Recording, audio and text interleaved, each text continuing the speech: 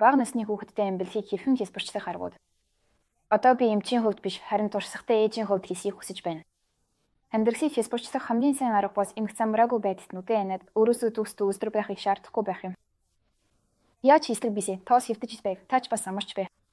Харин одоо изүү ноцтой яриус амьдралыг хялбарчлах зүгсэмжүүд юм байна.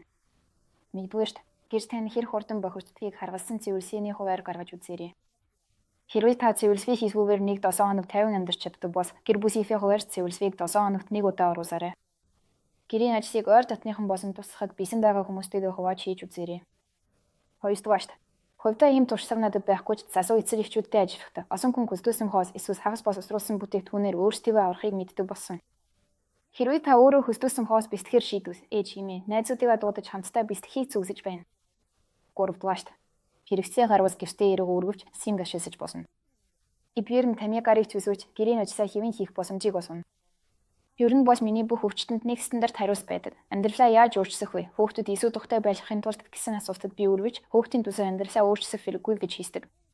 Хүүхэд амьдралд орж ирэхдээ танай орчинд дасан зогсох ёстой. Жишээ нь танай гэр бүлд банк цэвэрлэгээ хийх зуршил байхгүй бол хүүхэд төсний дараа өдөр бүр гэрээ гясацдас цэвэрлэх шаардлагагүй. Бүр цаашсаад хүүхдийн орчин хэтэрхий ариун цэвэртэй байх тусам харсын өвчин үүсэх ёслол өндөр болдог. Тиймээс хэд их хичээл зүтгэс гаргах нь таны амьдралд хүүхдийн эрүүл мэндэд үргэлж сайн биш. Үүнээс миний дараагийн чухал зөвсөмж гарч ирж байна. Хүүхдийн мэрийн өмнөөс ямар нэг зүйлс битгий хий. Тэр хүүхдэд энэ тодорхойгүй зүйлээс үнэхээр хэрэгтэй гэж хэн хэлсэн юм бэ? Эцсийн эцэст сайн ээж гэдэг нь өдөр бүр гэрээ цэвэрлэж 5 мөр хоос хийдэг хүн биш. Харин сайн ээж гэдэг нь өөрийн хэрэгцээг мартахгүй, хүүхдээ хайрлаж хасамжлах хүчтэй байдаг хүн юм.